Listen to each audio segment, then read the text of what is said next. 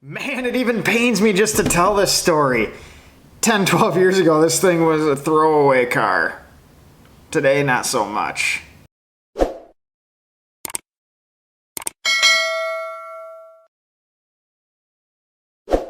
So with today's story, it's going to be what is probably the most interesting car I've ever built or started to build. This one never got finished. We took it most of the way there, and we'll get into that a little bit later. But since we're just sitting here talking, I like to bring in props. And here is my porcelain Porsche logo that came out of a dealership from the 70s, from a good customer of ours. And it ties into today's story. So, prop, ceramic Porsche logo. So this was probably the most interesting build we've done, and it was done as a joke. This thing landed on Jalopnik, which was interesting in itself. Woke up one morning with a ton of friend requests on Facebook from a bunch of random people. Like, what's the deal there? Then a ton of people shared the Jalopnik article to me, and it was clear then. This was like one of the original Porsche rat rods. We're gonna set this guy down. So yeah, there's the tie-in, Porsche. So here's the article that Jalopnik wrote on it, and I'll toss a link to that down below. It is still up, so you can read through. Some of the pictures from the forum no longer exist. This is the Wayback Machine. This was better part of 10 years ago that we did this guy. So this thing started out as a 1976 912E. Found this guy about an hour away from us for a mere $700. Man, that one hurts to even think about. $700 for a 911 tub, essentially. This was a 912E, which is an original 4-cylinder car. They only made 2,000 of them. All to the US. Even less with the sunroof. This had a sunroof, and I chopped it apart. I almost hate myself for that. But went down, picked this thing up, no engine, been sitting for years, $700 Porsche. You can imagine what that looked like. But I had delusions of grandeur. I was gonna make this thing awesome. We were gonna put an LS in it or something and fix the body. It had turbo flares fiberglassed onto it. It was gonna be the coolest thing in town. Got it back. 2 bug bombs later, gas mask, cleaned it all up. It was disgusting inside.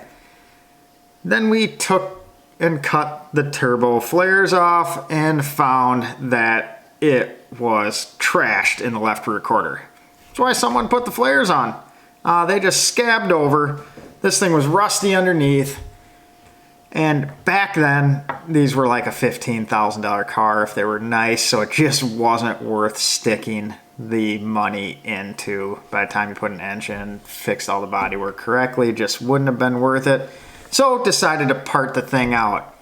And I was elated. It had Recaro sport seats. And if some of you 911 crowd know, those things are now pricey. But I was stoked. These needed to be recovered, and I got $700 out of it. So, free 912. Sold them for the price I paid. Best thing in the world. Look, the other day I saw a set sold for $12,000. Man, that was poor timing. Should have stuffed those in the garage and kept them. But yeah, no, we got the rest of it parted out, and we're sitting here with a tub to the car. And I'm like, man, it just seems like a waste to just throw that thing in the scrap bin. Let it become a soup can.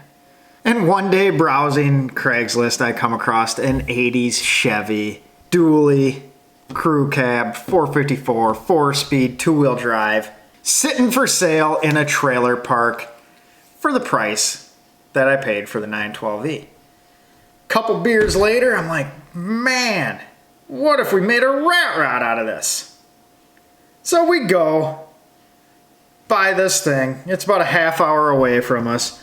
It's got 1 or 2 gears in it.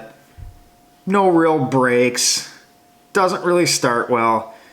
Did a little bumper cars on the way home. It was one of the more entertaining drives I've had. I mean, that was unintentional bumper cars, hence the no brakes part. But we got it back to the shop, stripped her all down, chopped up a chassis. We used the front stub off the Chevy, made ourselves some rear frame rails, used the rear axle. So we had a 454 up front, 4-speed, 912 tub, and dualies out back.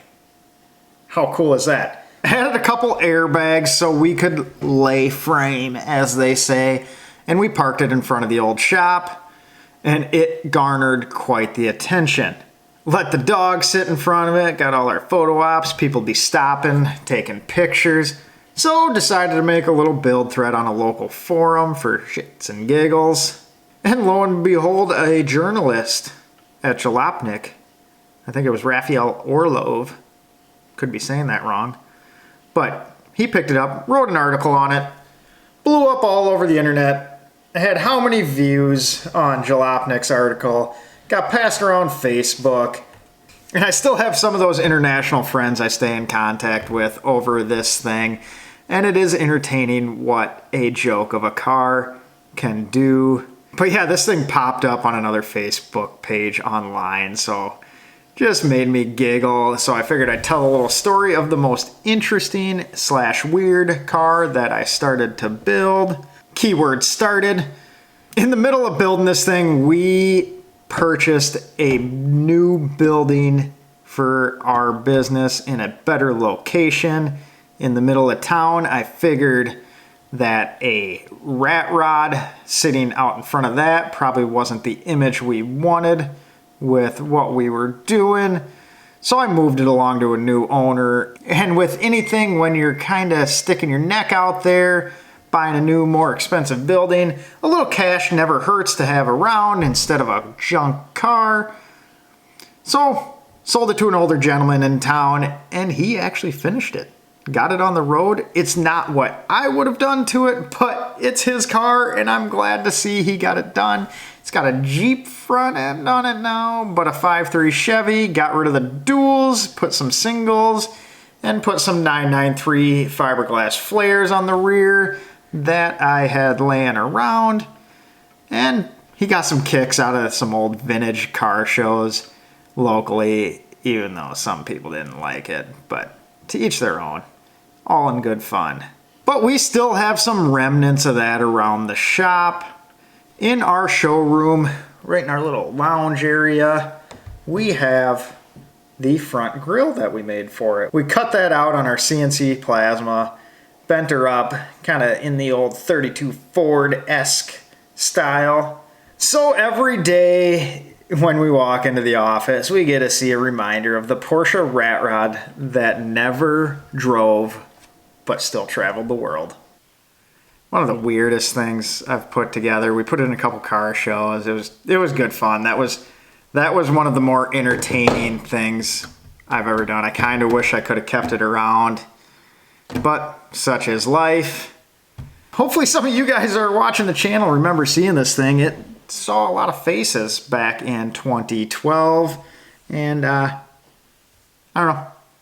Hopefully you get a chuckle out of our joke. This thing was destined for the scrapyard. So instead of a tin can, we made it into a rat rod that made it around the world. And surprisingly, no death threats from any Porsche purists out there. I thought I'd be on a hit list.